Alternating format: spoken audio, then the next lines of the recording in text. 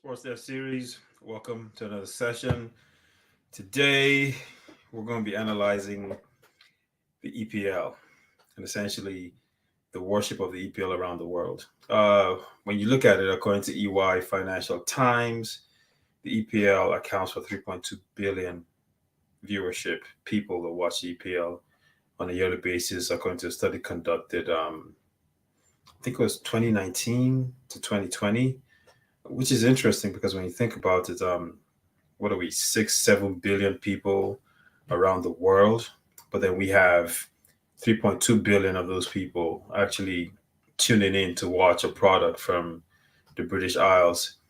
Essentially, these British people have created a product that they broadcast around the world. Um, 3.2 billion people, more viewership than the NFL. I think it may be the most viewed league in the world, accounting for 7.6 billion pounds that's being generated for the UK economy. And the question you have to ask is, okay, if these guys are creating this league and all these people are watching this league, what does that mean for all the countries that have their home leagues and their home players and their home teams? How much does that impact those leagues? How do they try to survive? Because you build a followership, people become familiar with your league, players, coaches. It becomes a huge following. The whole betting thing starts, which generates another economy in those home countries. And then the local leagues in those countries pretty much become obsolete. So we'll be talking about that today, trying to explore what that means. Can the home leagues ever recover from the impact of the EPL? It's become a monster. Will they ever recover? What can home leagues do to try to maintain the survival of their leagues when compared to this monster called the EPL? So we'll kind of go from there and talk through. I got my main man Dio Aquino in the house. D, what's up, man? Hey, bro, how you doing now? Pleasure to join you guys today, man. How now? Hey, thanks for coming on, man. I'm doing Nah, good. I'm doing good. We just started this live thing. We used to always just record with a couple of guests, but I started doing this. I think this is the third one we've done, and just trying to create more of a live atmosphere for discussing some of these topics and going from there. But thanks for joining. yes. Pleasure to be on, man. Loving it, man. I like the discourse. I almost fought with you in my head last time when I heard it happened without my knowledge. It's all good, man. Nah, thanks. Thanks for coming on. Look, so what do you think, man? So we're talking about the EPL. Uh, we all have our teams. I know you're an Arsenal fan. I'm obviously a Chelsea fan, and I think you start to think about the EPL. 3.2 billion people around the world, according to 2019-2020 EY financial research, and all these people. What are we? 6, 7 billion around the world. 3.2. Half of the people around the world watch the English Premier League, and it generates 7.6 billion for the British economy. So essentially, we're all tuning in and boosting the British economy at the expense, like for instance, like Nigeria, we're both Nigerian. So at the expense All right. of our home leagues. Like for instance, in Nigeria, the home leagues are pretty much dead. If you talk to people there, they don't even know. Some people can't even tell you how many teams or which teams exist in the home league. So, will this ever stop? Will some local leagues in countries that are not in Western Europe wake up and decide to say, okay, listen, we need to boost our own league and try to create followership of our own? I don't know. I don't have an answer to that question, but what do you think? I mean, I think I don't have any problem with the EPL per se because they're setting the standard for everybody. Even if you compare EPL to French league and some of these other lesser known European leagues, Yeah. when you watch a Sunday or Saturday game or a weekday game, you can clearly see the difference. You can see the atmosphere is different. The sound quality, even from a game, is different. Yeah. Their product is fully refined. You don't have violence. Well, we have violence and racism everywhere, but we don't have direct violence per se in the stands. You're Yeah. not seeing, chain link fence covering, separating the fields from the stands. You know, so it's a fully refined product, and everybody loves that. So I think it's really a standard model for everybody to follow and try and emulate. No, You know. absolutely. Yeah, and the thing is, you're right though. The product is quality, but the product has developed over years, right? Like when did the EPL start? Mhm. I can't remember because it wasn't the EPL at first, right? It was just a regular British league, and then they created the English Premiership, and All then right. then they started to develop the English Premiership from that point and making it better, and they started trying to get the best players around the world and everything else.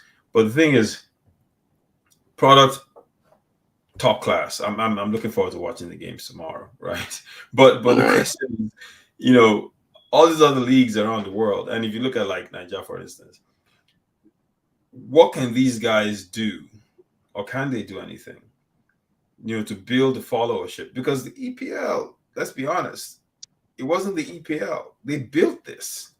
You All know, right. uh, they built this from next to nothing, and they kept building and growing and building and growing.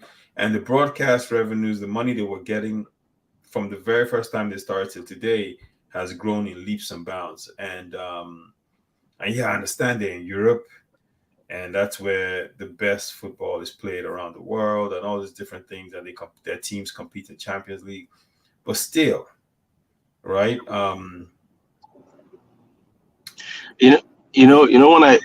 When I try and compare, at least because even us trying to sit down and compare, Nigerian, because we can go on for so many reasons why the Nigerian league is not what it at least should be in Africa, or compared to Europe.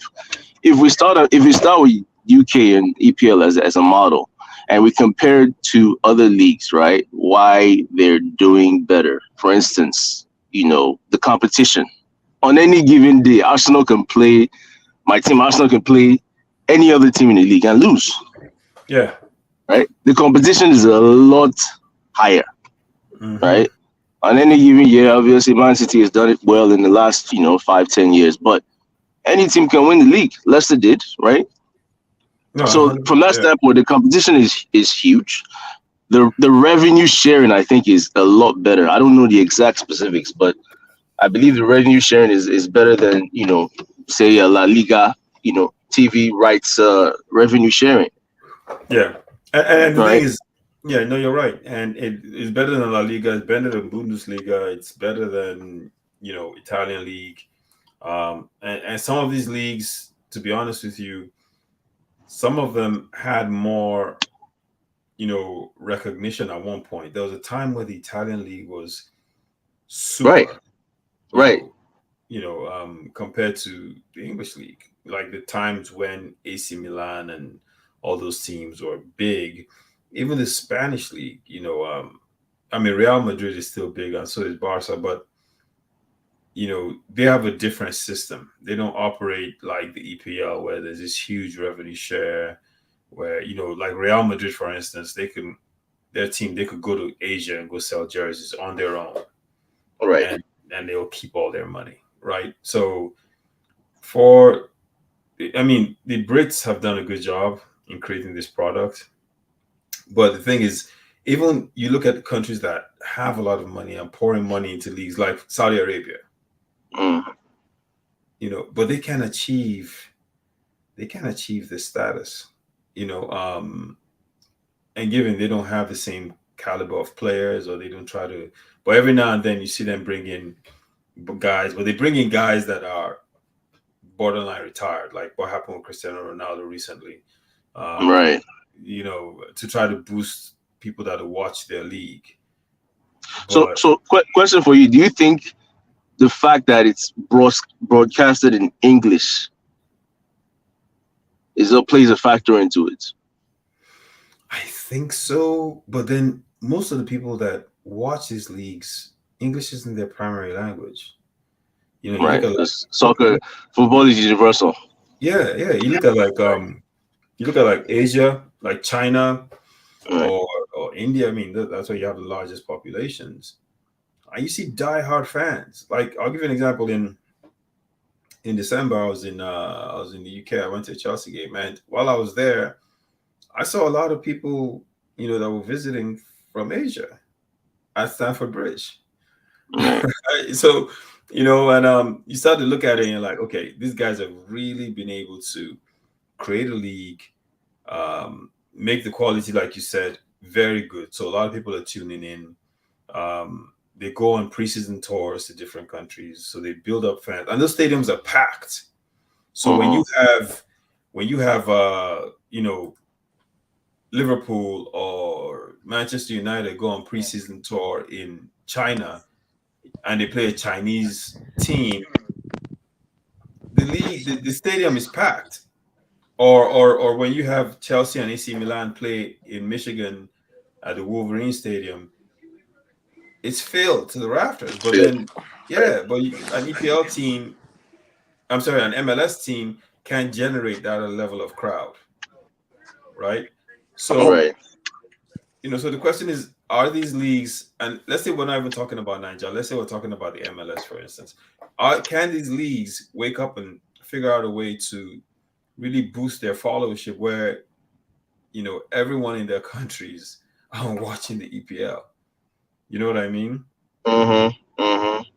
And I think that's what you see because they're growing. Like the EPL has become almost like the NFL in a sense because of how big they are and the amount of money they Yeah. generate. Yeah, but the NFL is different because it's unique. You only have football at this level in the United States, but Right. you don't have. But soccer is different. Soccer is global. Almost every country has a soccer team or soccer league, right?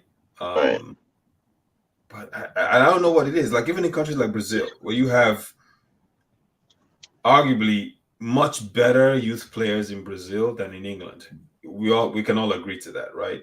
Um, Right. much better. I mean, Brazil exports the best players around the world, so the talent is there.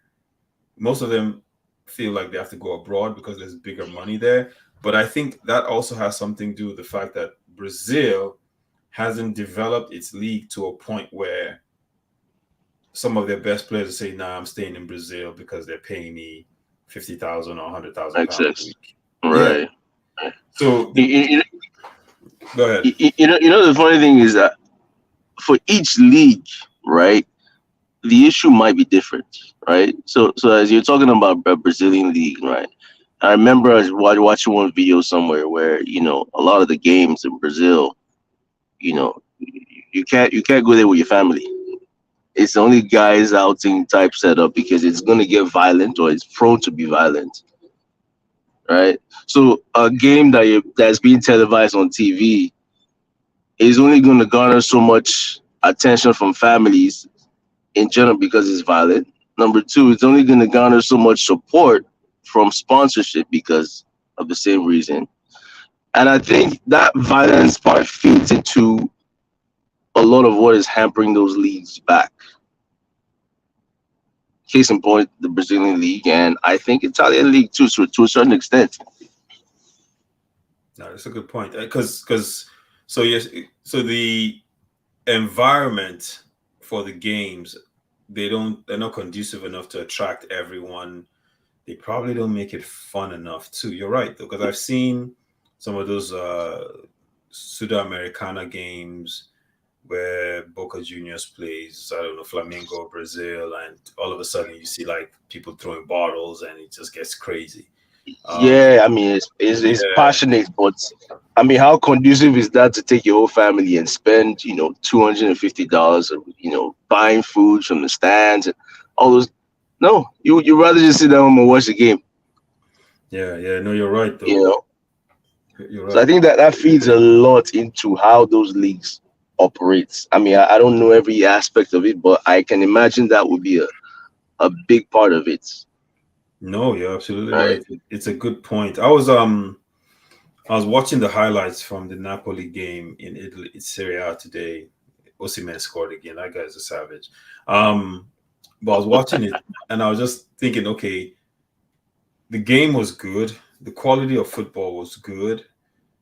Everything was good, but then when you think about it, it comes down to the marketing, and I think that's the point you're trying to make is that the Italian league doesn't. Marketing money. Yeah, they don't do as good a job as England to market their leagues, even though they do have the teams. A lot of players go there to play. I was watching today a lot of really good play. Some players that played in the EPL were there. Are still at their prime, but the Italian league just doesn't seem to really market its league around the world where people are like, oh man, I have to watch Italian league. Like we watch. Like, I'll watch Napoli because of Osimhen, right? Right, But right. you don't see people talking about, oh, Italian league. I want to tune in to watch, AC Milan against Sampdoria. They don't people, but England, they've done that. Like if you hear Man U is playing Liverpool or Arsenal is playing Chelsea, you want to go see that game. I don't know, Yeah. Chris. Chris, welcome in, man. What do you think? What's going on, boss? What's going on, guys? Sorry I was a little late, man. It's all Sup? good, man. Yeah. What's up, man? So, what do you think about this whole EPL worship and all these other leagues? Do you think these other leagues can ever rise to the point where they make? I was just quoting the numbers to Dio: 3.2 billion people Yep. around the world as of 2019, 2020. Mm-hmm. So that number has probably increased. We're watching Mm-hmm. EPL. Yeah, I really don't think there's any league in the world right now that can.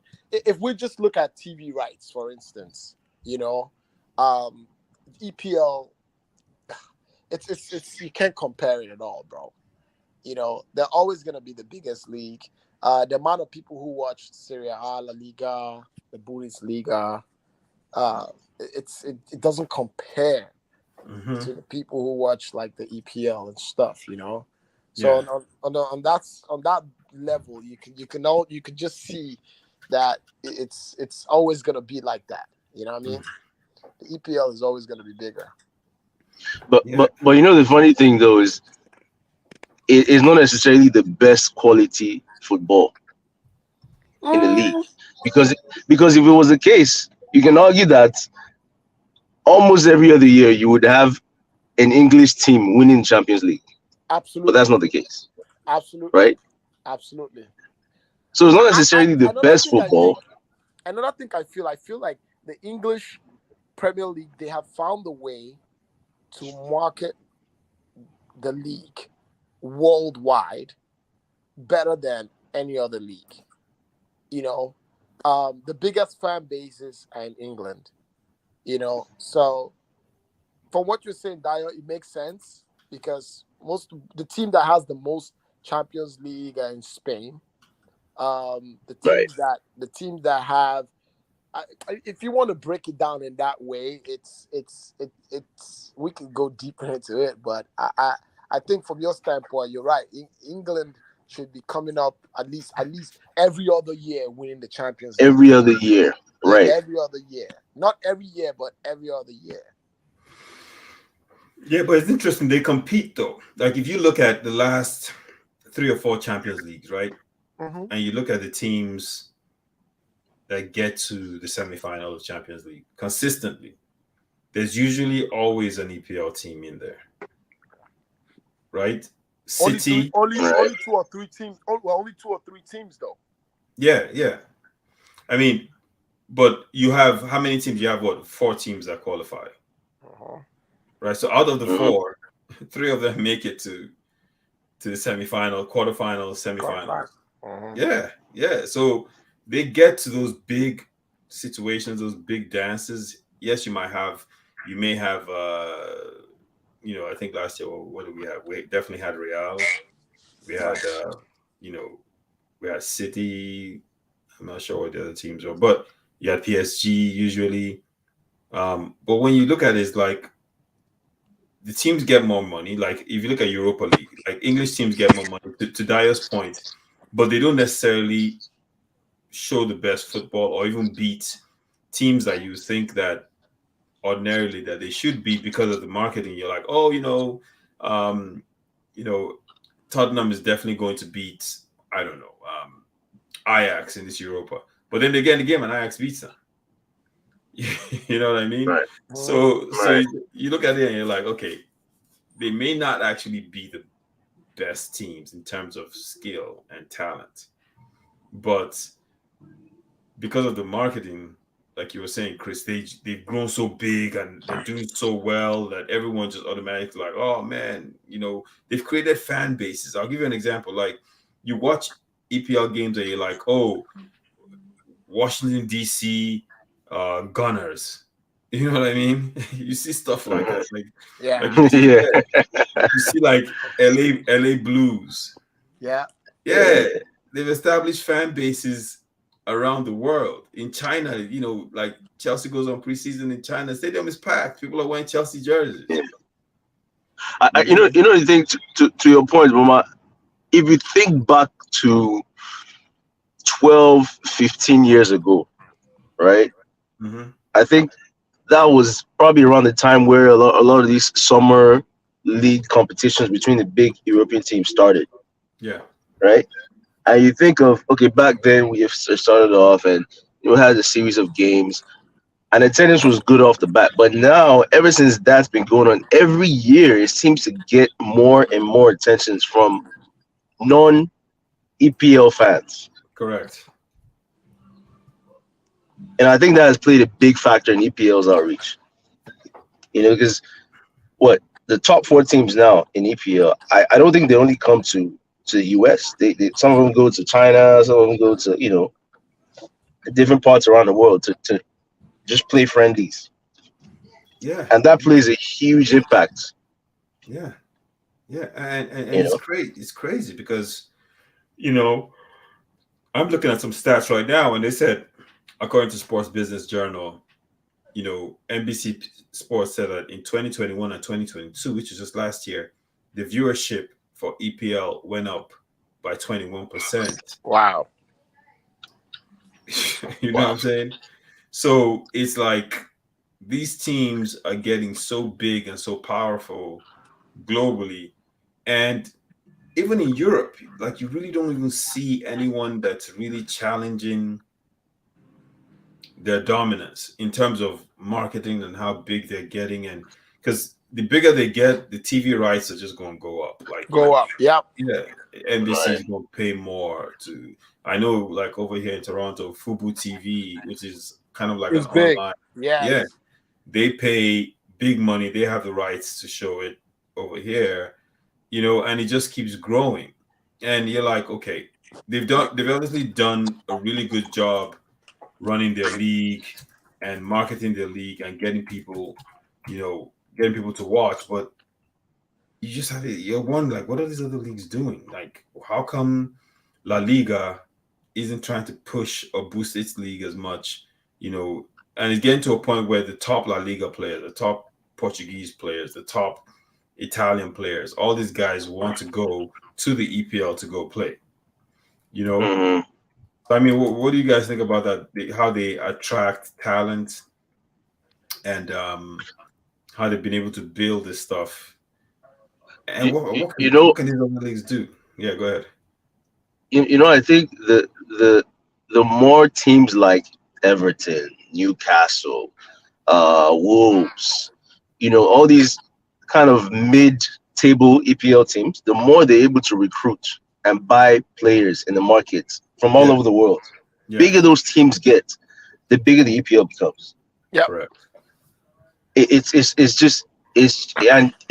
just been happening. So I was talking to somebody last month, and they were telling me, I didn't hear about they were talking about Leicester or one of the middle table teams, Mm-hmm. and how they like their style of play and how they never even knew Leicester was a team at all before. And now people that you wouldn't necessarily think were football fans over here in the US know of smaller teams in the EPL.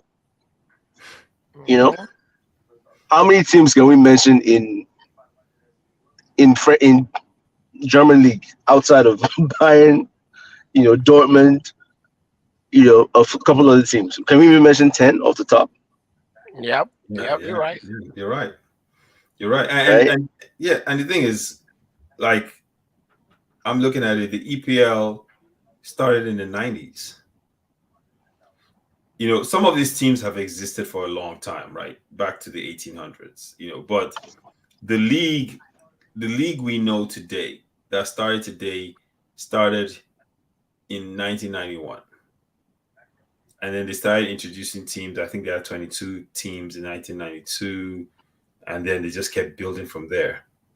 Right. And they just kept growing and building, and they've been able to market it and attract more sponsors, and here we are today. Like, I think, when did Abramovich buy Chelsea? I think Abramovich bought Chelsea in 2006. 2006. Yeah, he so obviously the league got rebranded in the 90s, and they just kept building, and then they attracted some of these investors to come in, and they bought teams, and they started marketing and bringing in top-notch players. I mean, so if you look at it, some of these other countries, they could do the same thing. They really can. But it just seems like, and they have the teams and they have the players, like La Liga, for instance. La Liga would have to change its business structure to say, okay, we're going to share more revenue. They already have the academies. They're already putting out some quality players, and they Right. can actually start. Yeah, you look at La Liga, you look at Serie A. There's no reason why they shouldn't have highly competitive leagues that are marketing themselves the same way. Mm-hmm. They're already paying good salaries there, but to the point that I was making before, you just don't see them marketing their leagues to that level.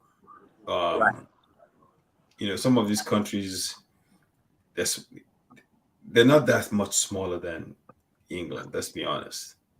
Like Right. the Bundesliga. Germany is a bigger country. Yeah. Yeah. Yeah, it's a bigger country, and the German teams are good. Their stadiums are packed though.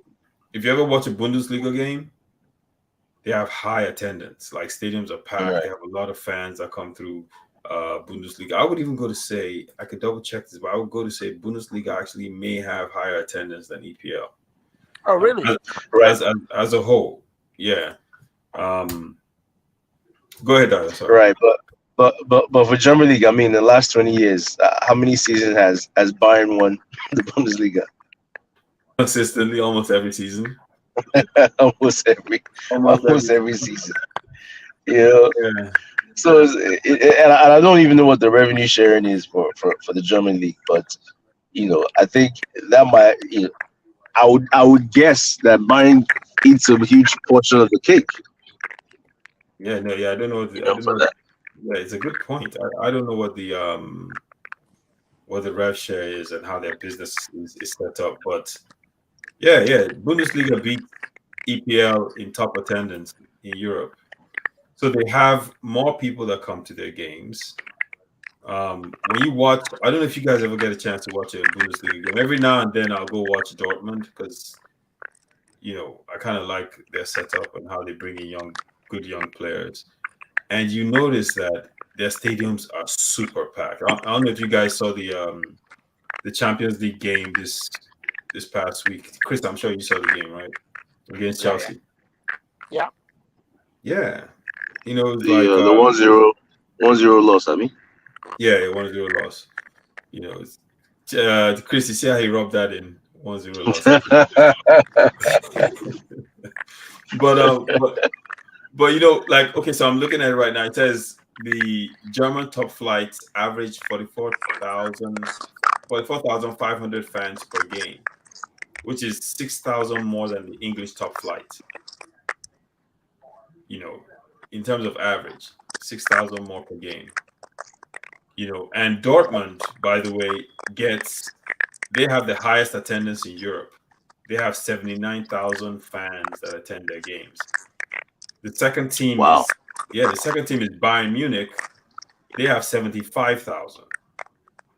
And then the third team is Manchester United, 74,000. Then Tottenham, 67,000. Then Oh, wow. Barca, 66,000. Real Madrid, 66,000. Number 7 is Schalke in Germany again, 61,000. Then Arsenal, 59,000. Then what do you call it? Inter Milan. Then Celtic 57,000. Then believe this or not, West Ham has 56,000. You know, so Wow. in the top 10, there are three German teams. You know, and if you look at the top 20, there are five German teams. So Hmm, I think yeah, that's interesting. I really didn't know that. yeah, I know I did that. I just looked it up. So the Bundesliga attracts a ton of fans.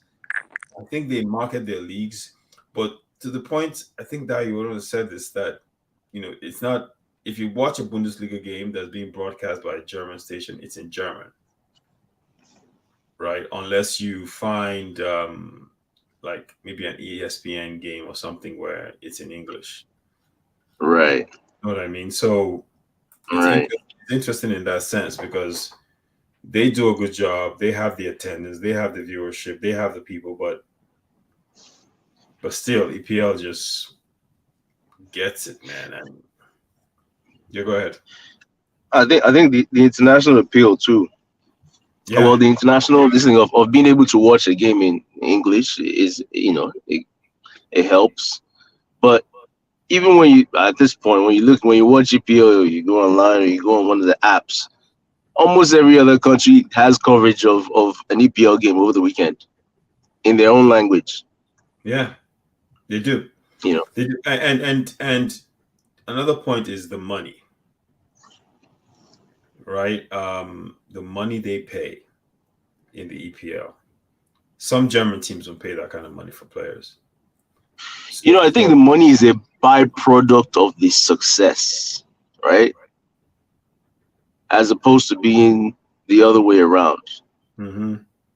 right? It's like, you do well, you have a good product, you have good advertising, you get good revenues, then you can play as well. You can't, it's an after the fact situation, after the this thing situation. Yeah. So the So success. while the money has a good effect on getting top players into the league now, I don't necessarily think that a better playing team necessarily, you know, has better outreach automatically. Yeah. Does that kind of make sense? Yeah, it makes sense. They don't have better outreach, but because of their marketing, more players actually want to come to the league, right? Um, Right. and but those players want to get paid big money, and the EPL is willing to dish out that money. Because sometimes you see situations where okay, there's a player that's coming out of Spain. Some Bundesliga teams are looking at him, but when they start bidding for that player, the numbers, the player's value just keeps going up because more teams are bidding for the player. That after a while, those Bundesliga teams are like, screw this, we're not paying 60 million euros for this guy. And but the EPL Right. team, yeah, EPL team will pay that 60 million. Like, Chris, how much did we pay for Modric? Oof, Modric was what was it? That's about 70 or something. Yeah, paid all that money for that guy, and then we just like Chelsea in two transfer windows, Dio, we paid close to 600 million Yep, yep. in two transfer windows, the last one and then this January one. When you think about it, that's just ridiculous, man. That's ridiculous. Yeah. You know, and for a handful of players, and we're not guaranteed We anything, pay, right? we pay 70 million plus 30 add-ons You for the see? 23-year-old. Yeah, A lot.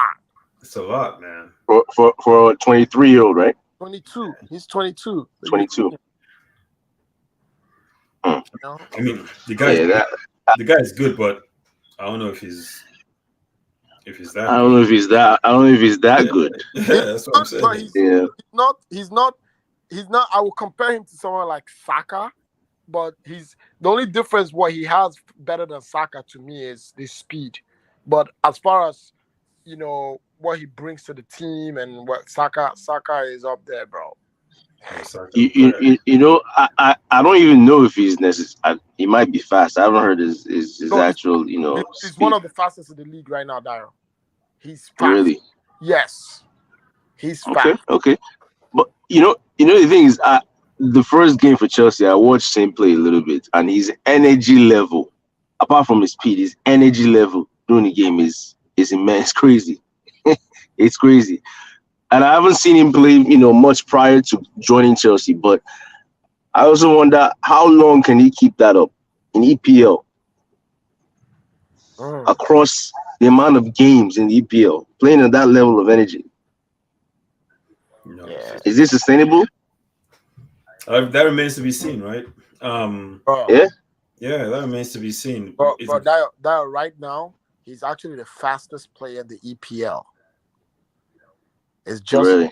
yeah. It I says mean, above Anton Gordon, recorded at 36.1 kilometers. And then next is the new Nunes guy, is the guy from Liverpool. David Nunes. Really. Yeah, Yes, but the question is, how do they track that though? I mean, bro. do they just track his pace during the game with those? They have these fancy cameras that tracks all that stuff. Yeah, we have two that. So the top five fastest players in the league, Chelsea has two. Is Modric and that Zakaria guy. That guy is Mhm. another fast one too. Zakaria is Yeah. nice. I Yeah, like that boy, man. and then they have Martinelli. Martinelli is fast too. For Arsenal, yeah, he's a Yeah, problem. Yeah, Martinelli is yeah, Yeah. fast. yeah. And you see, I know these guys, man. I mean, the money they coughed up. Arsenal know they pay, Sha. Arsenal doesn't pay money like that. No, Arsenal doesn't pay compared to some of these other clubs. You know, Arsenal. You Mhm. know, Arsenal they we pay. just we just get him in young and work our way up. That's why it's surprising that you might actually win the league this year. Yeah. They have to. I was telling that yesterday. Arsenal has no excuse. They have to win the league this year. If not, You, you, it's it, you, it, you it's you know bottom bar. the funny thing I have about the problem I have with that comment is at the beginning of this season nobody was making that comment. No, And I yeah, was arguing to him about this yesterday. It's not everywhere. Oh, yeah, no, nobody was saying that in the beginning of the season. They No, weren't no, saying no. Arsenal was going to win it. no. Mama, Well, That was Mama, the conversation. Mama, can you agree with me? Yesterday, I was having this conversation with that. I told Dio, right, of all the EPL teams, right, that had coming into this season, a team that had a better chance of performing well, or even had a chance to win it, was Arsenal. I'm not lying. Based on their preseason performance, they were yeah, flawless. but Chris, you weren't saying that at the start of the season, No, they were flawless. though. I wasn't saying that.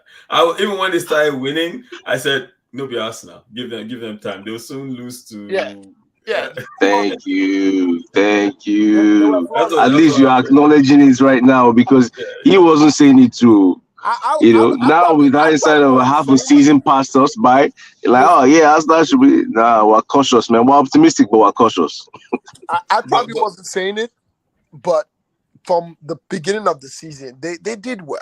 And coming in, and plus Ateta, it's taken him 3 years to put this team together to get them to where they are today. he's done a good job. He's Really good done a job. great job. Yeah. He's done a great Yeah. job.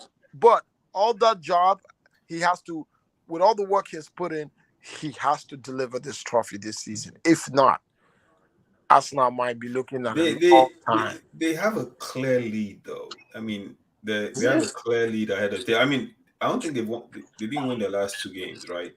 They haven't won their last 4 games. No, everyone, yeah, quite a few games, 3 games or Last something like that. Yeah.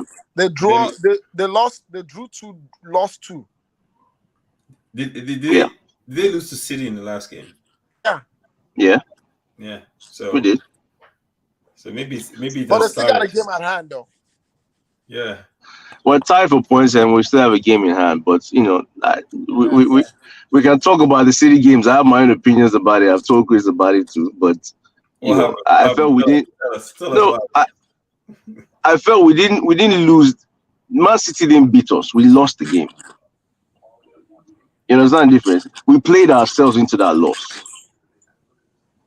And the difference was shown between the team that has experience winning the league recently. These guys were calm in these games. Arsenal scored. Those guys were nervous. The mistakes they made were evident too. I mean, the style of play we're playing out the back. If Yeah. first half and second half were totally two different games. We dominated first half, we played well. Second half came around, and you know, Guardiola obviously figured out adjustments and all that. And they flipped the game on us. And once that happened, our defenders were acting funny. They were playing all these short passes at the back. At the point, I even thought Ramsey was going to make an error and score. You And know, the, and and the thing is, City does a good job of pressing you. They do a very good job of pressing you. They know how to do it well. And some of yep, their games they win the ball early and immediately they win the ball. They know what to do. They're good at that. yep. But I mean, yeah, Like, that we will see now. We will see. But I think you guys look good. I like your players. I won't lie. no, I, I love the guys, man. They are young. We still have next 3-4 years to be bright for us. But you know, being bright doesn't equal trophies, man. We have to pick one of those seasons and power through. And this is as good as any season, so we might as well win it now. So in that sense, I agree with Chris. We have to win it. Yes, of yeah, course. this But is a but but really starting and saying, oh, we started the season knowing Arsenal was supposed to win it. Nah. We didn't know that. Arsenal wasn't on the radar. You know, Nah, we're on the radar at least till next year. yeah, we were like, okay, it's Arsenal. If they make top four, that'll be a win for them. But then they just started winning games nonstop, back to back, scoring, winning games, scoring, winning games, scoring, winning games. But the fact that City is tied with you now is a problem. I think You know, that changes things, especially in the head of the players. It changes things. yeah, The man. pressure is now really on them on every game to perform. Yeah. And that's where that When is experience comes in. Jesus coming back? It's supposed to be end of the month, Wow. And Yeah, end of Partey? February. and Partey, Partey I haven't even read up on what his injury. injury was. Looks like I think it was his hamstring or something. Let me look it up real quick. Yeah, yeah, Partey. De Jesus is a huge, is a huge, you know, huge loss because that Yeah. guy, Yeah, yeah. that Yeah. guy he was playing His out of energy, his playing, energy is on 10, man. yeah, he was playing out of his mind, man. I mean, that guy is so good. You they're talking about his injury, but they're not saying exactly what's wrong with him. Yeah, he's 29 years old. They're not saying what's wrong with him, but they are talking about injury. Yeah, it's a muscle injury, though. That much they are saying. But look, I think For for Partey, Partey, yeah. yeah. But I think for you guys, man, definitely Arsenal is looking good, man. And Arsenal fans, goodness. Speaking about this EPL worship thing, it's just gotten ridiculous around the world. The Arsenal fans, you know, I think Chelsea has more fans though. Don't get that twisted. Oh, Uh, I don't get that. That is an emotional guy. He doesn't you like know, you know, Chelsea. Anything you know Chelsea the gives him hard blood. His blood pressure goes up. no, You know. this is not a popularity contest. So I'm not I'm not going for being who has the most fans. I'm just going for trophies. No, man. No, but if you guys win, that'll be huge, man. Because the last how long has it been? It's been rough for Arsenal. 20 years. 2004 But now. might not be scared. Say 20 years. 2004, man. That's 20 that's what. years. 20 years. No, Say going on 19 years, man. It's not 20 years now. It's not 20 years. It's not, so isn't it 20 But years? it's not 20 years 2004. now. It's 2004 now. Okay, yeah, 19 You know, years. 19 years or so. My But goodness. I mean, he'll be big, man. Yeah, He'll man. be huge. It'll be huge, man. You So call it. You're definitely making Champions League. That's guaranteed, though. yeah, I mean That's that's a step. guaranteed. Because you guys are. When was the last time you're in Champions League? That was also a 6 years couple ago. You see how Chris has his stats ready. Yes, man, I have to because You Arsenal know, fans, they are. I understand what it means a lot this season if they make Champions League. I Yeah, it's been a long time coming. Yeah, they have to make Champions League this season. You yeah. know, to bring No, them to the game. if they don't make Champions League, that means something Yeah, catastrophic happened. That means they yes, just self-destructed. oh yeah, you're right. If we don't make Champions League, yeah, somebody hit the self-destruct button Yeah, definitely. because Something terrible happened. But I think you guys made that Champions would League. mean the first half of the season was a complete flip to the Yeah, second half. You yeah, know, yeah. But the but fact that I you mean, we at least have that. the fact that you haven't won, in 4 games, that isn't that concerning as well? No, I wouldn't say so. I wouldn't say so. I mean, if we want, we can sit down and analyze each of those games. And in some games I blame the defenders. In some games I blame Arteta. For instance, that Brentford game Yeah. last week, 1-0 up in the 65th minute. You know, there are some ways as a coach you just have to adapt to the situation. I think. Brentford were very good in the area. It was evident. We had almost lost. We had almost given up a couple goals at that up to that point, from corners and crossings and all that stuff. When you go one up, switch it up, man. Play defensive, be dynamic during the game.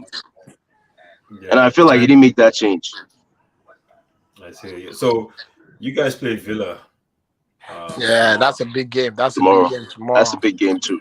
Yep, Then you play Leicester and then Bournemouth in March. Yeah, And then Fulham, Crystal Palace, Leeds. Oh, it's a pretty easy schedule though. it's Like a for pretty easy schedule next games. Yeah, next 5 games, and then you kind of go into a period in Liverpool, West Ham, Southampton, City again, and then Chelsea. Chelsea's on April 29th. So yeah, it's a pretty easy set of games. I think for you guys, it all comes down to now. If you drop points in this next set of games, Dio, bro, it's over. yeah, it's a problem. I think it's over. It's at that point. Then it's in City's court to see how well or how consistent they perform. You know, Yeah, but then again, if we both drop points, now we have to be contending with United because they're only 5 points behind.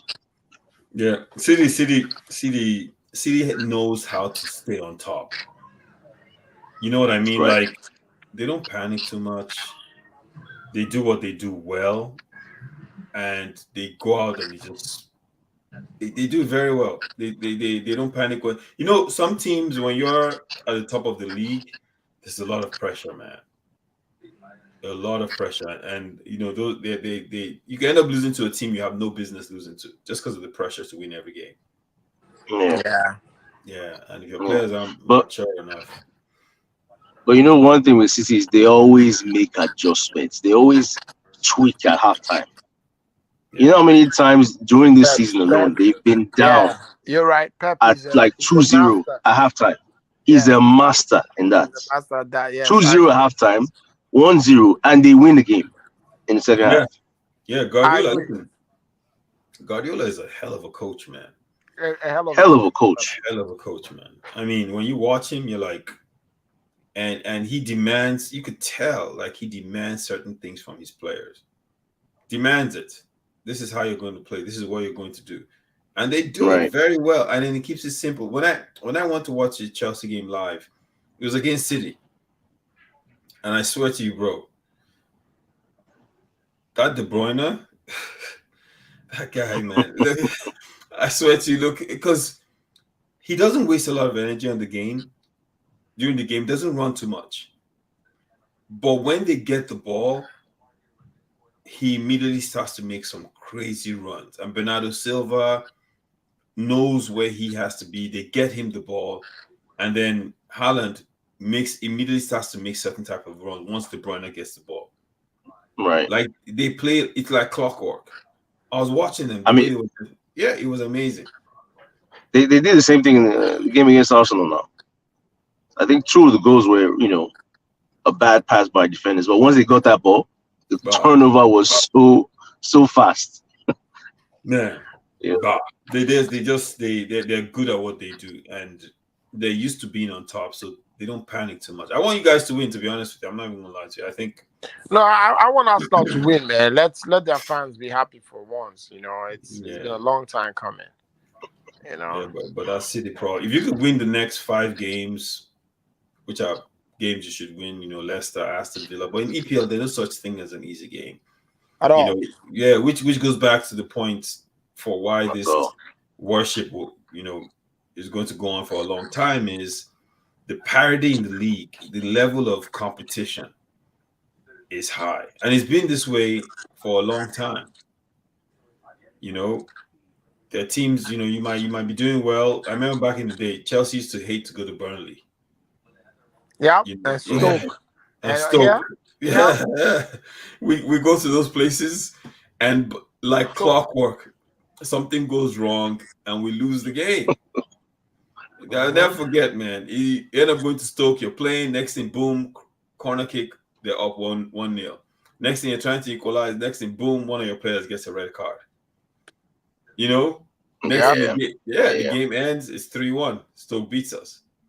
Happens yeah. all the time, man. Like and there's so many teams like that in that league. So it's good because you might look at like a City and say, okay, yeah, they're playing Brentford this weekend. It should be a W. But then you want to watch the game because Brentford could just park the bus, get a couple of counters, and win the game. Yep. And Anything can happen. And, anything can happen. So to your point, I think another thing there that maybe the reason for why this league just continues to go more powerful is I think you said this before, Dio, is the competition level. yeah. Yeah, Yeah. it keeps you on the edge of your seats. You want to watch the game. You want to see what's happening. And to be honest with you, sometimes maybe I might watch one or two EPL games on a Saturday, and then I'll look at the TV and they'll be like, oh, League On, PSG against Monaco, and I wouldn't even want to watch it.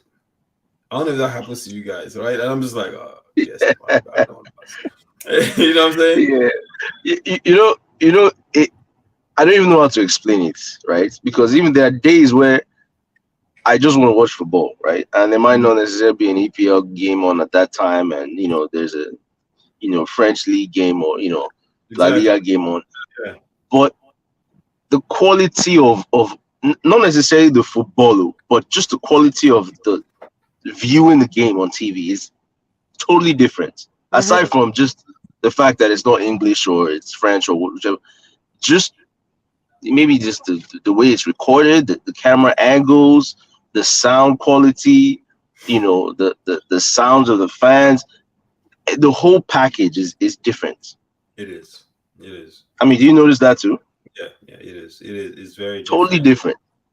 different. And I guess another thing also could be that when you follow a league and you're so used to watching the league, players that don't even belong to your team. So, for instance, I could watch Brentford and I could point out that guy that's a striker. What's his name? That has all the tattoos. Um, you know, Ivan or Tony. yeah, I've been told it. I could watch Newcastle and I'll be like, oh, Sam Maximan. Or I could watch, there are players on each team that I could identify and I was like, oh yeah, this guy's good. Let me check out this game, right? Because you watch the Right, league. We've been watching the league for a long time already, over a decade, right? right. But then there was a time that I used to watch the French league religiously Really? because yeah, man, yeah, because they had at that time they had El Hadji Diouf was playing there. Yeah, yeah, yeah, yeah, Yeah, Yeah, Kalilu Fadiga was yeah, also playing. yeah, Yeah, and then Drogba and Essien played there before they yeah. both came to Chelsea. Essien was playing for Lyon. Drogba was playing for Marseille. That Marseille. was that was the season that he scored 29 goals. Yeah. I would watch because I'm like, man, these guys are good. Like this, and also there are a lot of African players in the French league has the highest amount of African players. So because of that, yeah. I would tune in to watch the French league, and young players too, very skillful. So I'll be like, man, I'm checking out this league, and it's always been good. This was long before the the Emiratis or Saudis they bought up PSG Yeah, because once that happened, the competition suffered. PSG just started winning every single season. season. Yeah, Every season. I mean, I don't think they've lost in the last, I don't even know, 5, 6 seasons. They've won every season. and it's the detriment of the league. The Correct. moment they realize that, when you stifle the other teams, you're stifling the league. Yeah. Yeah, it's time You for the know, league. And another thing is when you watch like same thing in La Liga, you know, Barca, Real, maybe Atletico Madrid, or Barca, Real. And it gets to a point you're like, okay, like why am I even watching if Barca is playing Zaragoza, I don't want to watch. I know what's going to happen. yeah, Yeah, so you're right though. I think we nailed it. The competition level becomes a problem because you know just like we know what's going to happen. But in the EPL, you know, like you guys could lose to Villa tomorrow, easy. yeah. We It's hope not not though. guaranteed. Yeah, well, I hope for your sakes. I hope not. But you know what I mean. Like, it's not a Right? guaranteed W for you. You know, No. and even if you win, you're going to have to earn it. Like your players are going to have to go out there and play extremely hard. Unlike in France or in Germany, like like Bayern never lose. They rarely lose to those teams in Bundesliga. And to a point, going back to some of these guys that Chelsea pays top dollars, all the teams to pay top dollar for Yeah. coming into you know the Premiership. Some of those guys, day week in, week out, every game is a fight, Oh yeah. right? As opposed to wherever league you're coming from, French league, some days are tough games, some days are easier games. Premiership, every single game, every time on the field is a fight. Big big fight. Every time you're on the ball is high pressure. Yeah. Yeah. You know, 100%. And so and it's it's an amazing league, no question about that. And I think for us, that's the key. Let me ask you this, Dio. I don't know if you've ever followed the Niger League, but what do you think about that league and the potential or the ability just to even become? Clearly, we're not going to be like the EPL. The economy won't even support it, but just to be a highly recognized league in Africa. you know I don't really follow the Niger league, but from just what I know about Nigerians and football, I mean the potential is immense, Hmm. right?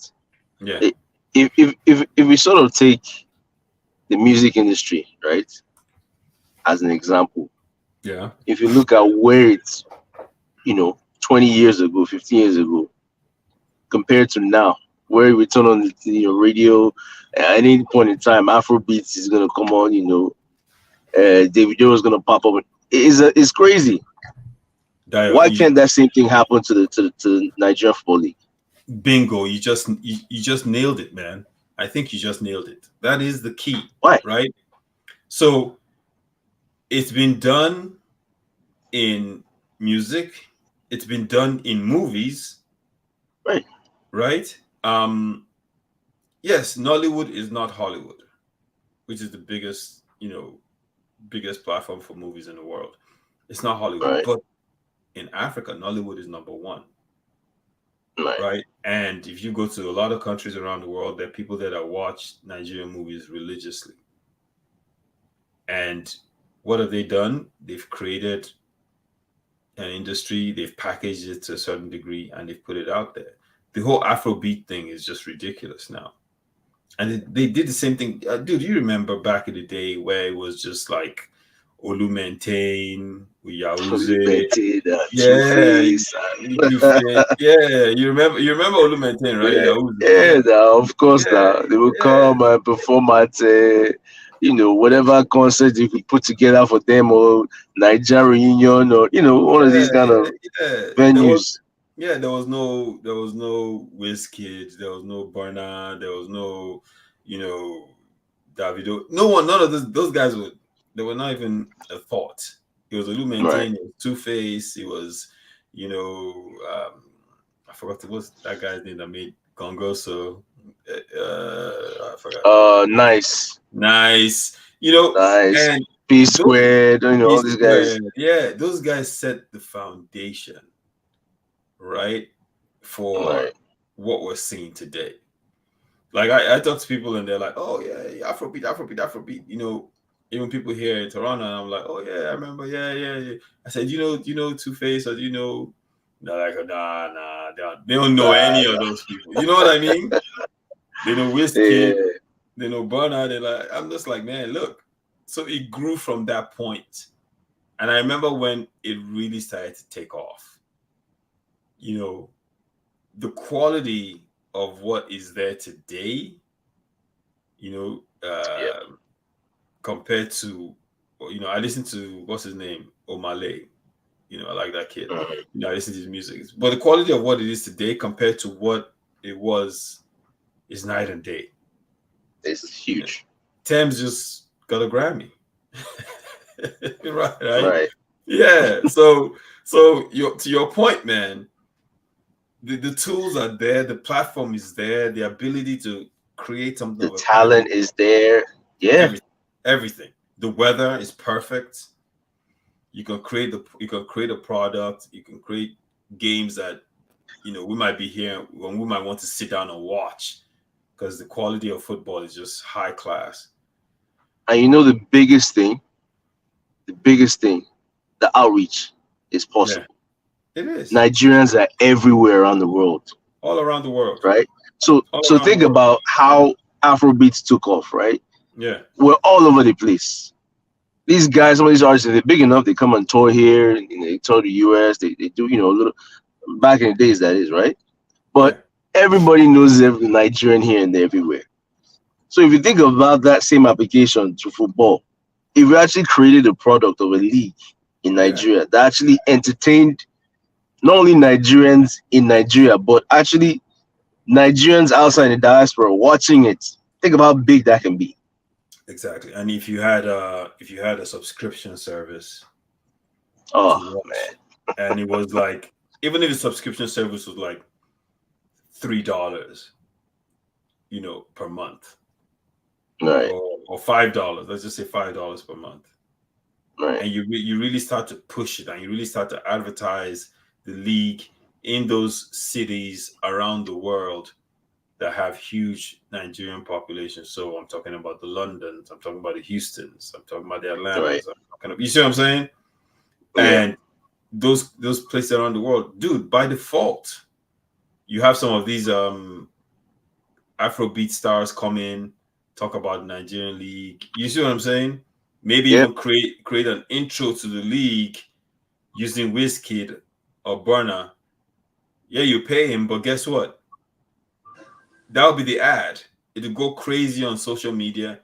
Dude, you start drawing in people to watch the games. But these clowns over there, and I hate going in on them because but bro, I can't help it, man. I can't help it. Every time I get into this, I have to go in on those clowns. These guys just sit back. It's the same thing, man. They sit back and like, okay, yeah. They had a sponsorship with Glow, millions of dollars, right? And mhm, essentially they took that money from Glow and they were supposed to share it with teams. But then typical Ninja, there was some kind of corruption thing. Teams were not getting money. Glow pulled out.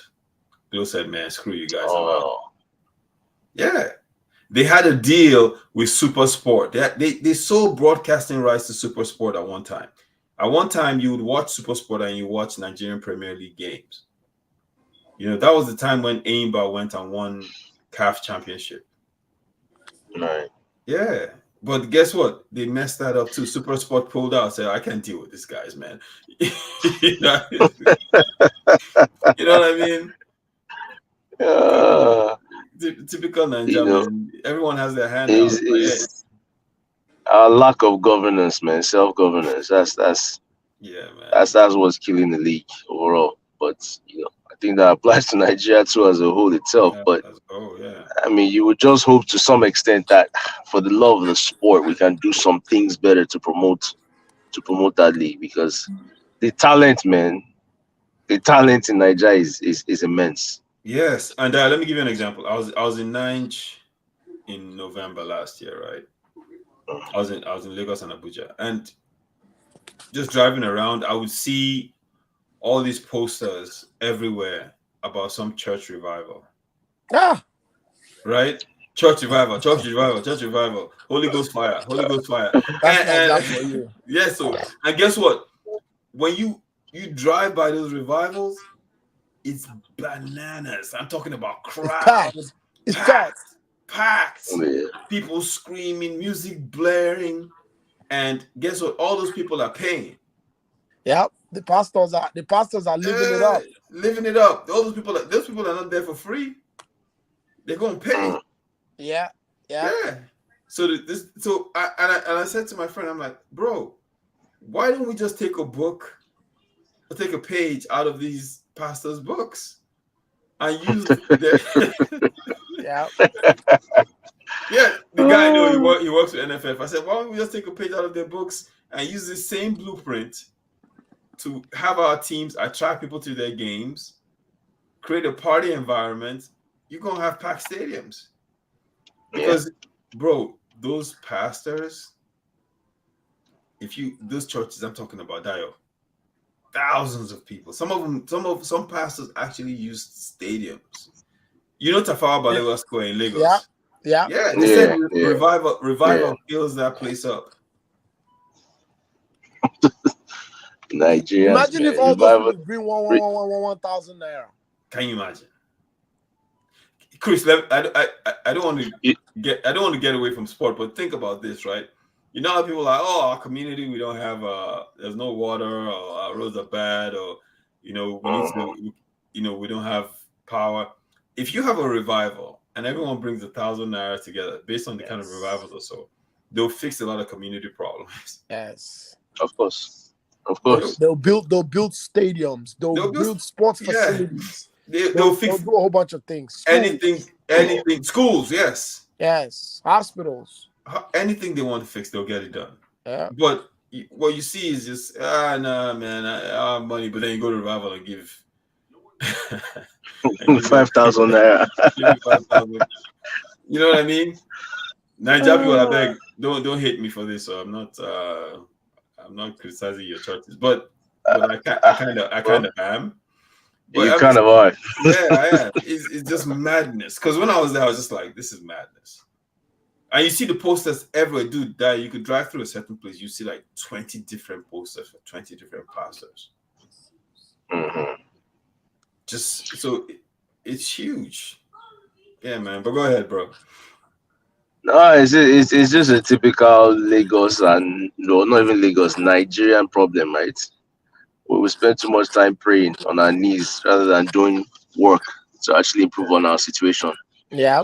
You know, but I hit. I mean, the potential, like you said, is just it's immense. I mean, when you just look at you know the music industry, the movie industry, like you said, of what the league can be. Yeah, yeah. And But that, what's even crazy about those two industries that we're celebrating? They're successful because they've crossed over. You know what I mean? Like they've crossed over into global audiences. mhm, In Nigeria, they haven't created the environment for them to really maximize their money unless they perform. right, You know what I mean? Like so, like these guys, I think these days they make money off downloads of people that play their songs on platforms, right? Like and Spotify. streaming, yeah, Yeah. So streaming. yeah, first of all, we don't have. If you tell someone to start streaming whiskey video, they say, "Bros, I don't get data." You know, am I lying, bro? Am I lying? I'm telling the truth, man. But Uh, data no deal. You know what I mean? So yeah.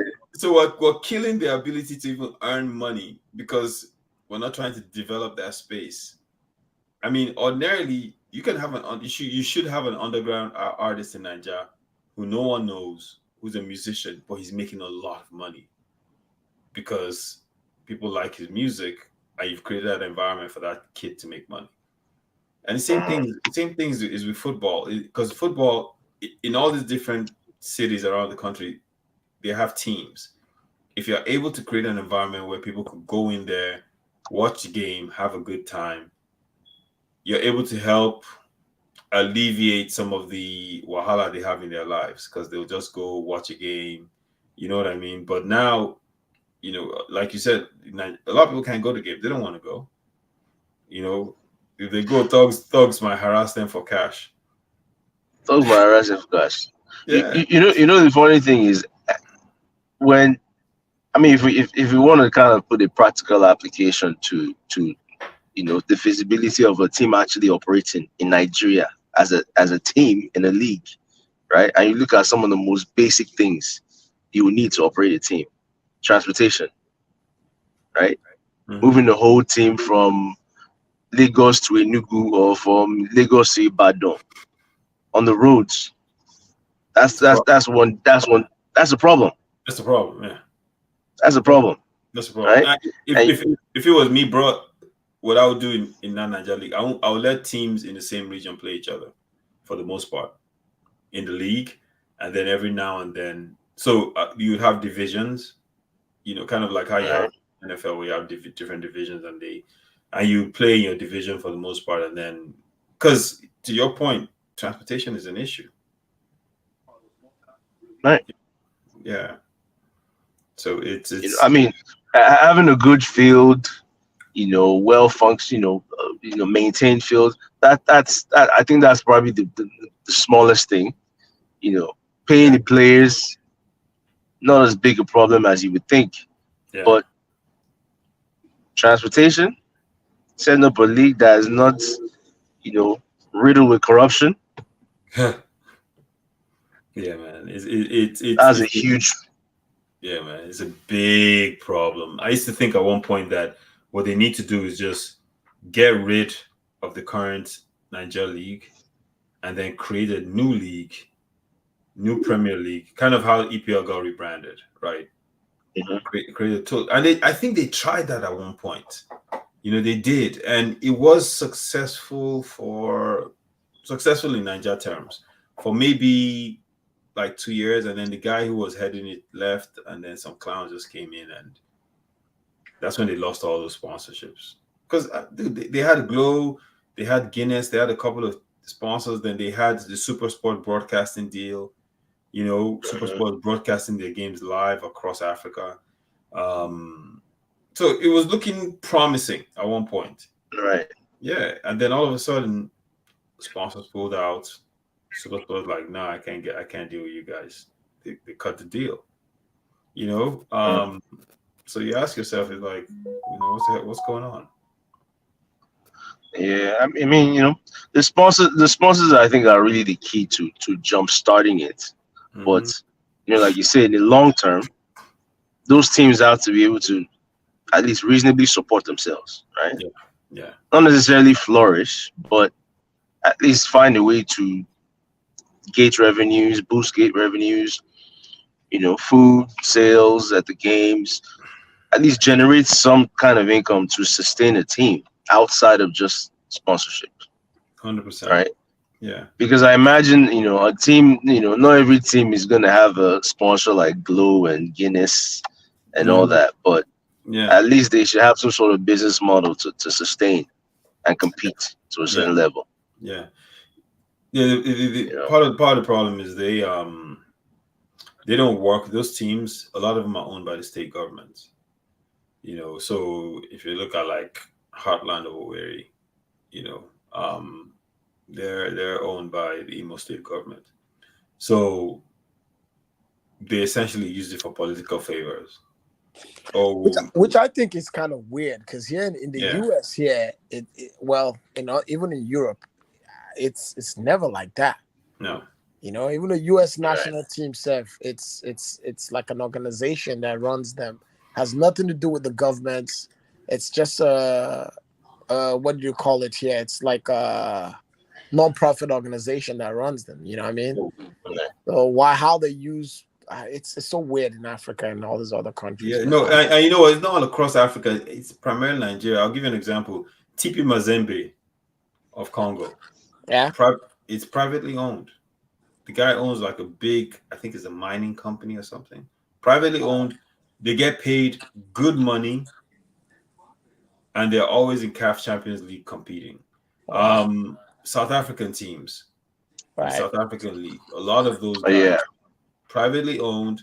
They compete well. They get the best players they can buy from across Africa to come play in their leagues, and they compete. Look at Morocco.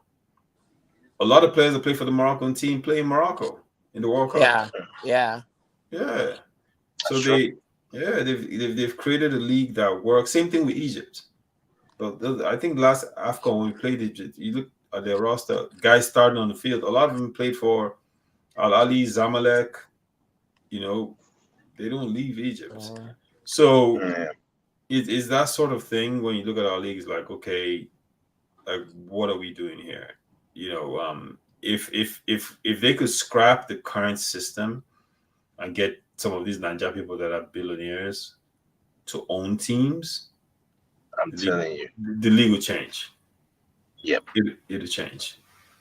But you know, government is the biggest business in Nigeria, and they have their hands in everything. So um, nothing can, even the football. But there's some people that own private teams. I think like Bukola Saraki owns a private team in Kwara.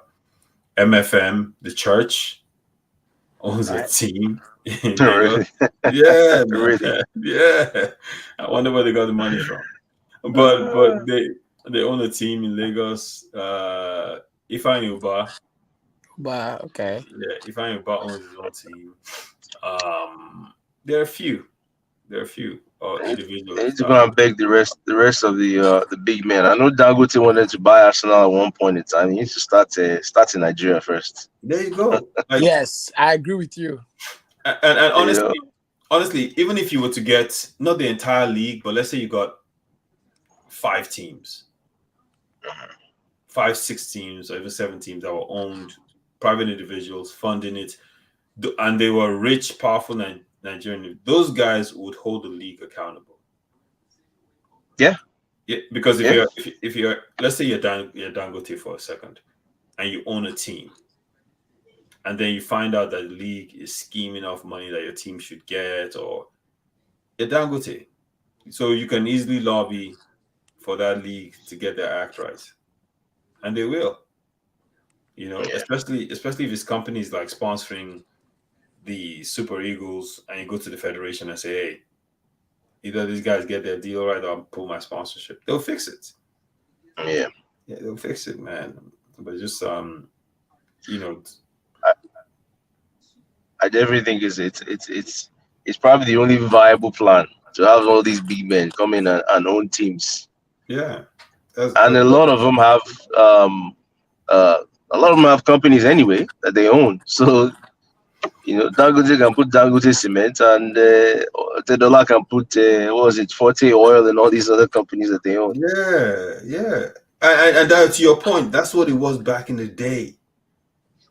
You had Abiola Babes. Abiola, yes, You had yes. insurance of Benin. BCC Lions. You had BCC Lions of Boku. Yeah, Yes, Lobby You had Stars. Mighty Jets of Jos. Yes, Joss. Yep, yep, Privately owned. Leventis, the yeah, supermarket, owned the team. yeah, Julius Berger owned the team. yep, Yakubu Agbeni played for Berger. Julius Berger yep. before he went. Yeah. And these are businesses or corporations that are still functioning in Nigeria, though. A lot of them are, except Leventis, though. Leventis is. I don't know about Leventis, but yeah. But yeah, but that's what I'm saying. And at that time, Dio, if you to go to a game, the attendance was ridiculous. I'm talking about 50,000 easy in the stadium. wow. Mhm. I'll never forget. I was a That's kid. crazy. Yeah, 50,000. 50,000. I was a kid. My uncle took me to go see a new Nigerian bank game, NMB of Benin. They had a game. I went to watch it. It was so packed. Wow. It was so packed. Like we had to get there 2 hours before just so we could get in to the stadium. It was a national stadium. Surulere. Wow. Now, do you know where Sulere You know, is? yeah, no will. First of all, yeah, no will. You know. What if throwing out ideas here? What if these teams actually even collaborated with musicians in Afrobeat to perform at the stadium? Bro, there's so That much. would definitely drive attendance. There are so many ideas, man. So You're many. right. That's a good market. That's a good idea. Yeah. That's a great. Put a concert on the game. Halftime Yes. game. Put a Yeah. halftime concert, man. Throw it on, Throw it That's on. it. Yeah. Stadium will be man. packed. People will have to stay to It'll be watch. fire. Yeah. It'll be fire. You know, just like they do And in then Super now Bowl, you, yeah. Like halftime show, they bring in a big artist, There you go. perform. You're right.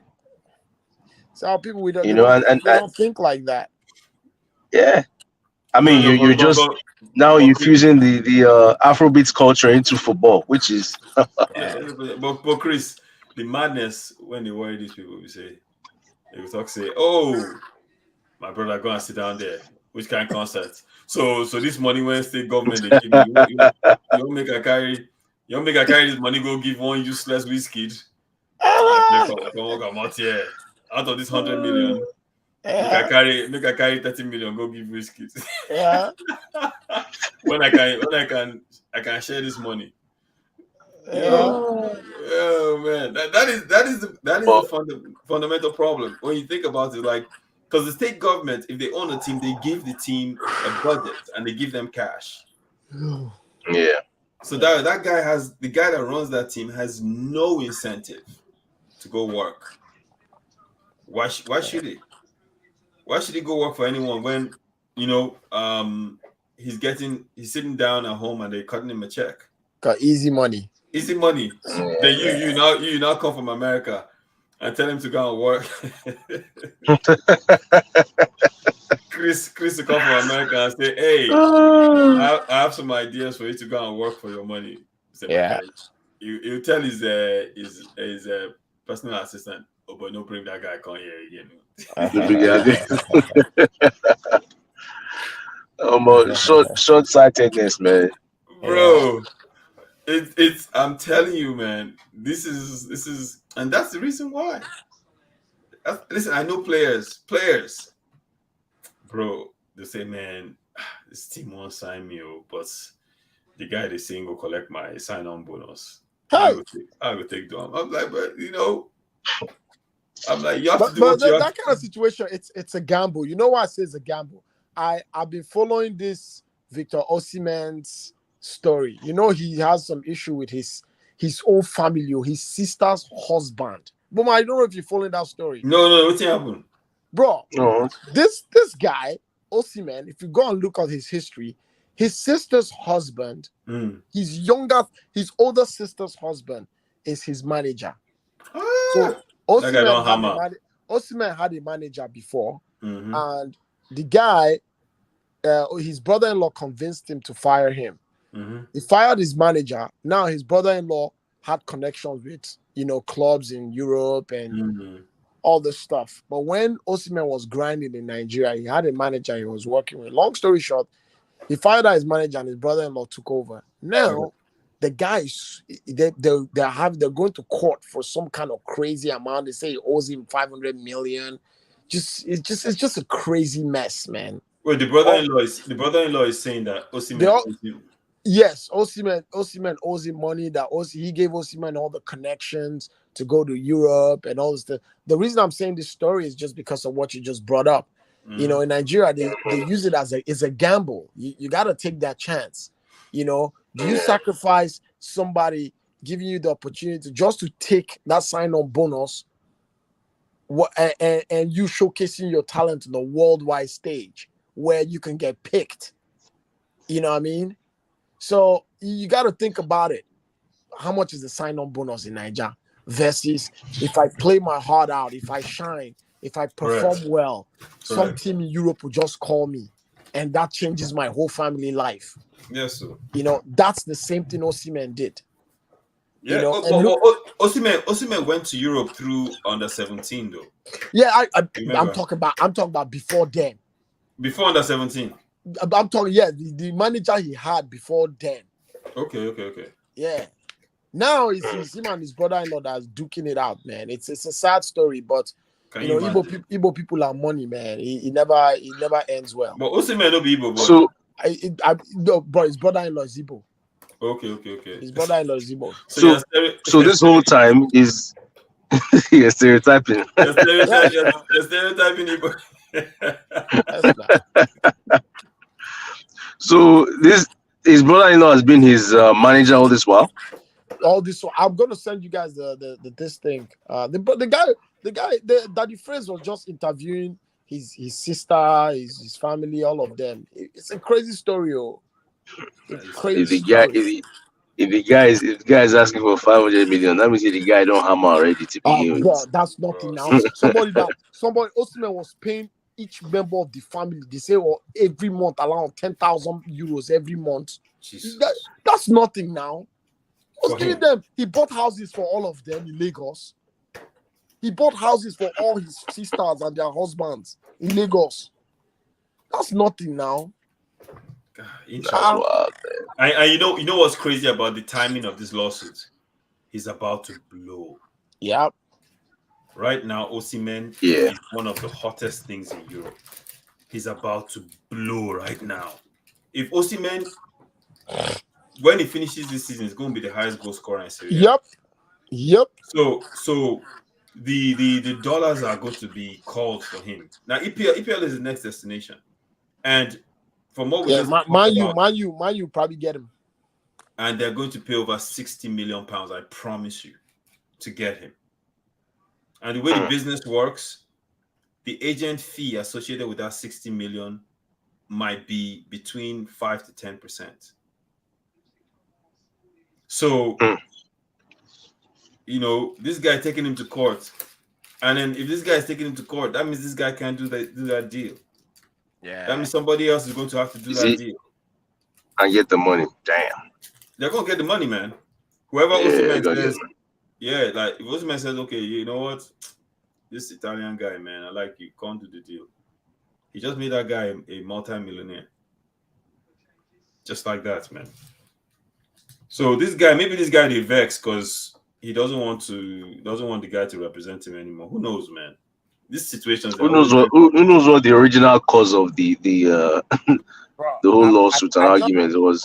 I just sent you guys the this thing, the YouTube stuff. You see it. It's a sad story, man. It's a very sad story. Very sad.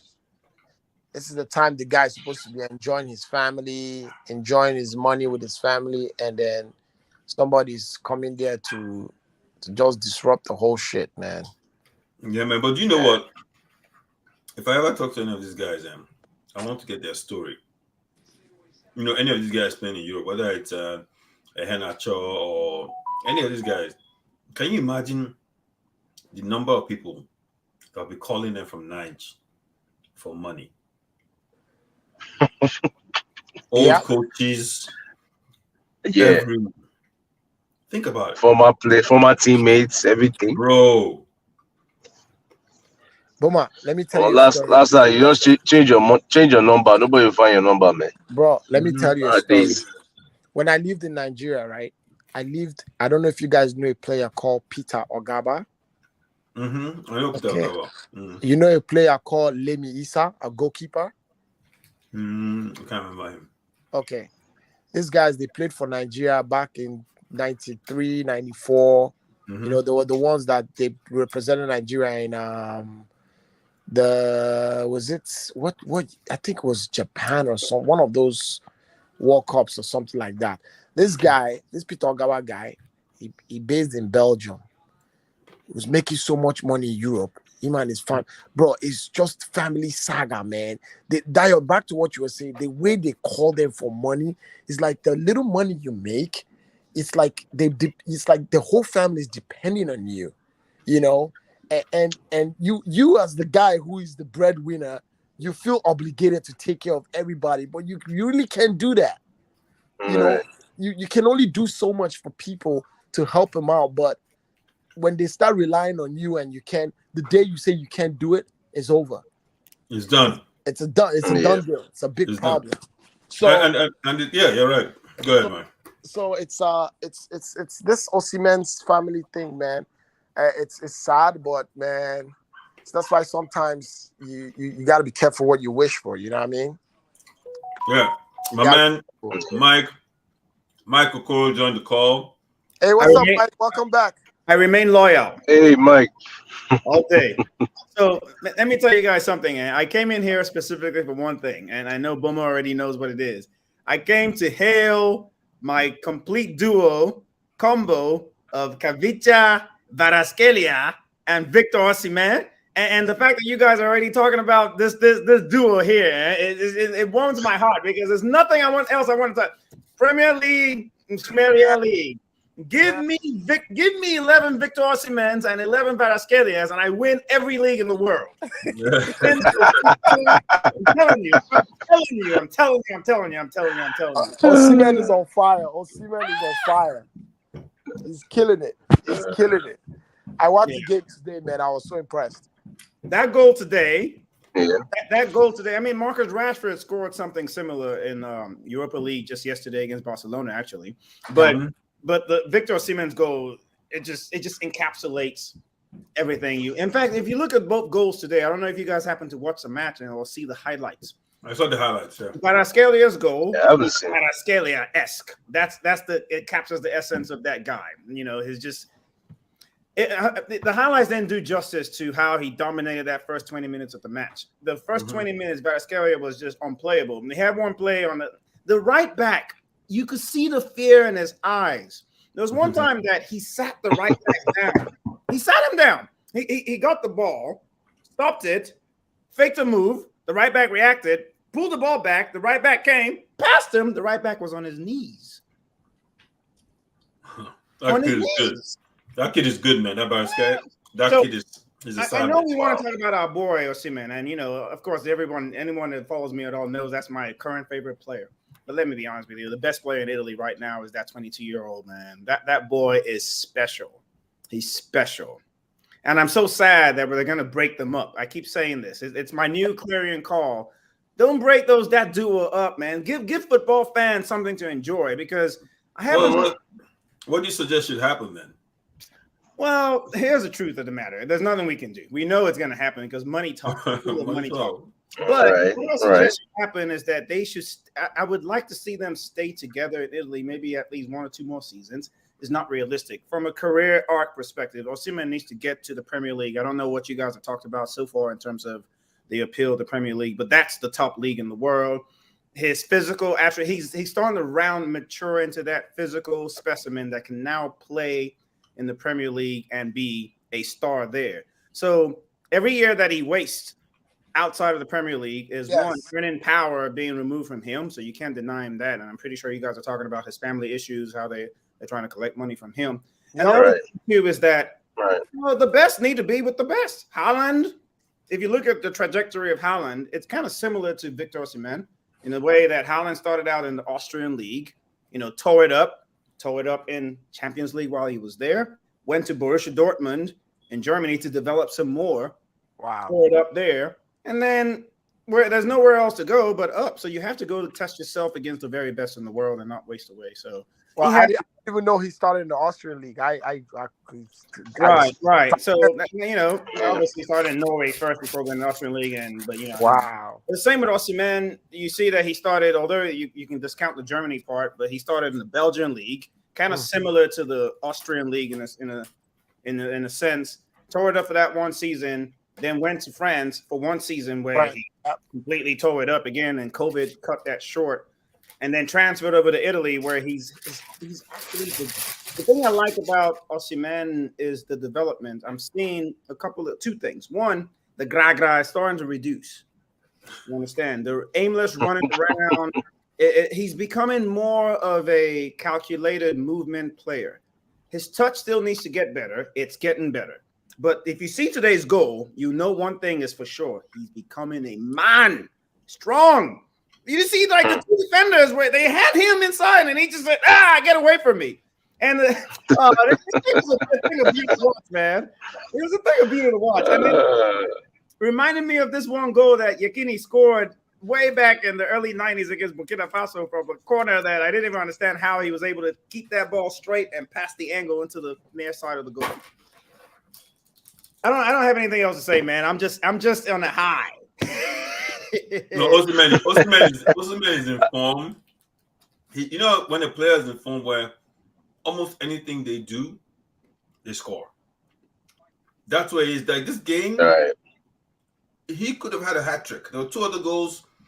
One hit the post. I was going to say that too. He didn't even have his best game. He hit the post once, and that header should have gone in. And there was another one, a left-footed shot that he blew over the bar when he was right in front of the goal.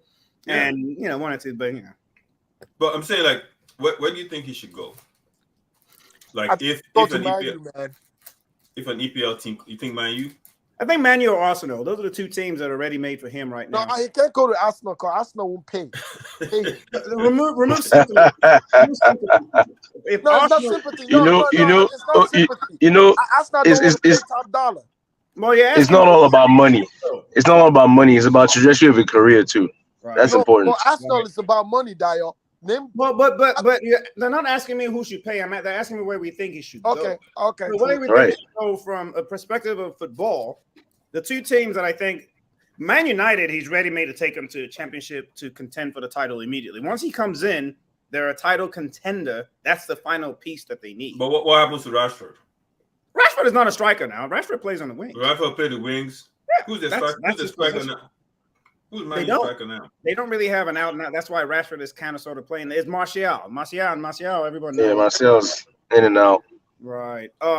They have enough squad depth to play to his strengths. And Man United are direct, and that's what Victor Osimhen is. He's a direct player. So, Bruno Fernandes, one thing I like about I'm not a big fan of Bruno Fernandes, but one thing I do like about him is in the midfield, if there's space, he doesn't waste time on the ball. He looks up, that ball's coming to the person that's making that run. Usually it was Ronaldo, and now it's Marcus Rashford. If Osimhen is getting that kind of service, goalkeepers goalkeeper union will be making calls and to say why. Why? Don't bring this guy to the Premier League.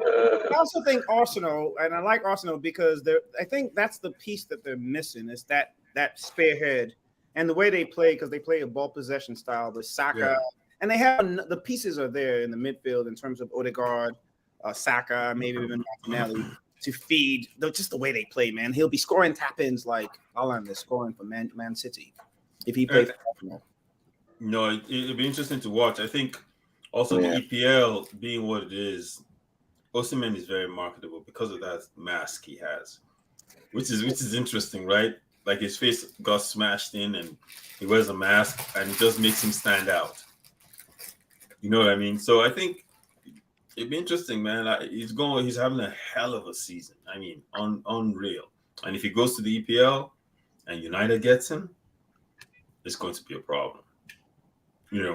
And this would be a good time to get him. Like he still has his pace. He plays with a very high intensity. Kid plays with a high intensity. So, man, Osimhen is something else, man. And he plays the same way when he plays for Nigeria. If you watch when he plays for Nigeria, he plays the exact same way. High intensity, always competing. He's very competitive. So, I mean, no, but you're right. That other kid, bro. I was watching the highlights today, and I was like, this guy's a savage. I mean, the kind of things this kid. Where's he from? He's from Georgia. Yeah. I already petitioned FIFA that they should give a special dispensation to make him Nigerian. Because Georgia is going nowhere. It's a shame that this young kid is not going to have an international career. It kind of reminds me of guys like Ryan Giggs, guys like that came from countries that then, could showcase. Put together a team. Yeah. the best they can do is nowadays, because I think they now have 32 teams or whatever number of the 24 teams in the Euros. Maybe they can somehow pull some kind of offset. But I don't know any other Georgian players that, in the past, Georgia used to have good players like Kalatse and players like that, but they're not very good and sad. I watched them play in one of the qualifiers a couple of years ago or last year, and he's just isolated. The rest of the guys are just ordinary. But yeah, what do you think about the EPL worship? Do you think is ever going to stop? Well, probably not, because one, the places where the English Premier League are really popular, they have that one thing that they have as a link, a connection. In India, England colonized India, so the Indians are naturally going to be gravitating towards the English Premier League anyway. Nigeria, same thing. United States, there's a link, the same similar shared language. So that automatically, before you start talking about the marketing and the money. But let's make no mistake about it. When you look at the money that is invested in the EPL and their TV deals, what they've signed with sponsorship, they dwarf.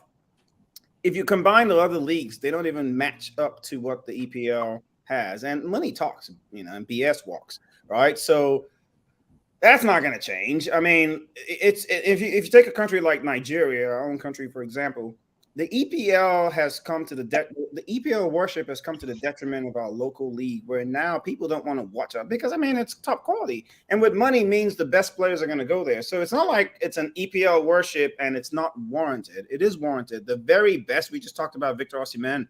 He has to go to England to go play because the best collection of players want to test themselves there. It's a rarity where you see a guy like Lionel Messi never come to the EPL. There's even talk that Chelsea's looking at Neymar to bring him to the EPL. And that's another team that I didn't want to mention. Maybe Chelsea, but I don't know if they have money to sign Victor. But it actually will not be terrible there, but I think it's a little bit of a mismatch because then everybody will be trying to blend.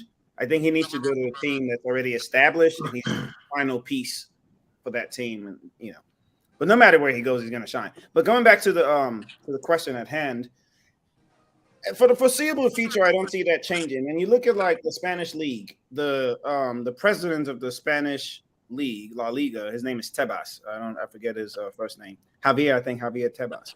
He behaves rather amateurish sometimes in some of his utterances. Look at the TV deal they signed with La Liga. It's skewed so that Real Madrid and Barcelona have their own TV contracts while the rest of the league are struggling to, make up the money. While the English Premier League, the money is shared amongst the revenue sharing. Guess where they learned that from? They used the model of the National Football League in the United States and said the National Football League is basically a country on its own when it comes to revenue. They earn more money than many countries in the world.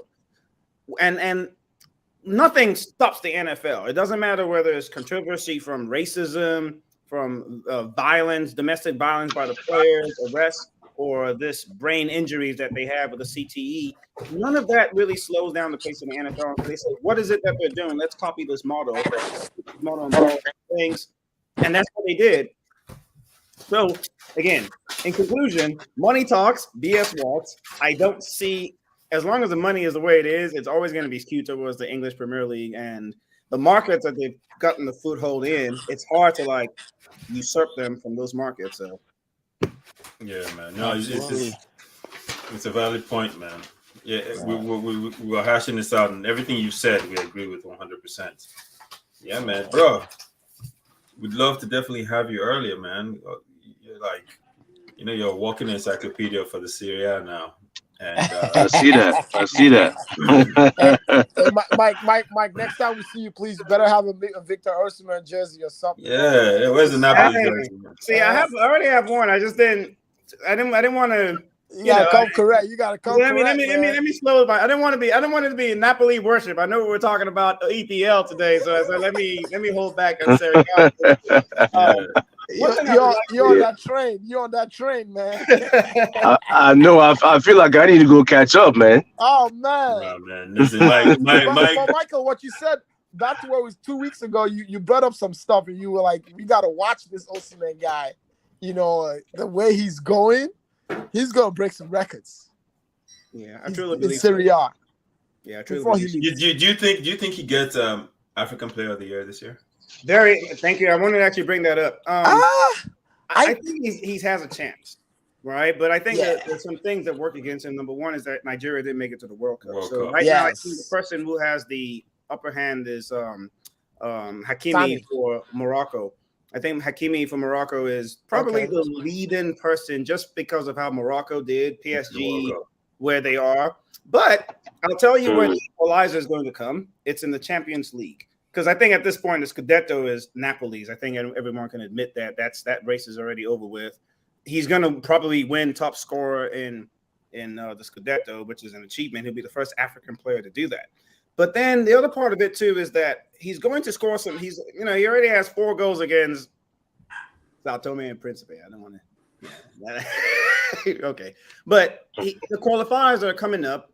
He's going to score some goals, so he'll show some national team performances over the year. But it's a Champions League that's going to determine. Right now, PSG having lost that home game to Bayern Munich, more than likely they're going to be knocked out in the second round. That's going to be a big ding on Hakimi. If Osimhen makes it at least, let's say they make it at least the quarterfinals, semifinals, and he stars, I think my vote will go to him at that point. Yeah, no, it's a valid point. Oh, Chris, by the way, Mike has the Always Footy podcast on Spotify. Oh, nice. Yeah, man. Let me. I'm going to put my information in the chat, Chris, so that way we can connect. I wanted to do that last week, but I think we went long and I forgot. Yeah. I'll put my phone number. You can type yours too, so we can connect outside of. Yeah, absolutely. Let's do that. Watch out for Chris, man. He likes money too much. Love of money is the beginning of wisdom. You get along with him, then. I just like to deal with people who create opportunities, man. That's it. You know what I mean? Yeah. Chris is all right, man. He's all right. No, man. Mm-hmm. No, Mike. Next Friday we're going to be on again.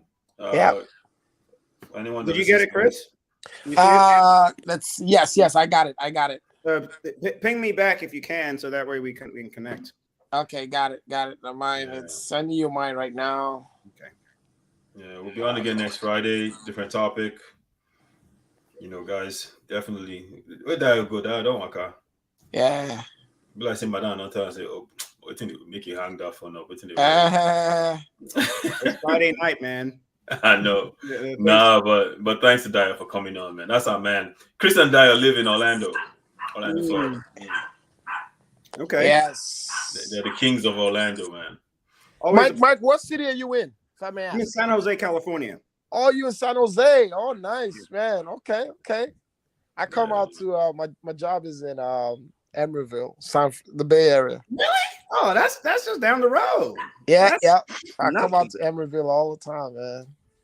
Okay, well, next time you're here, we definitely need to connect. Mike, if you know any people with big ass shit. On the podcast. I know what you're talking about. This is a football podcast. I want to keep it all footy.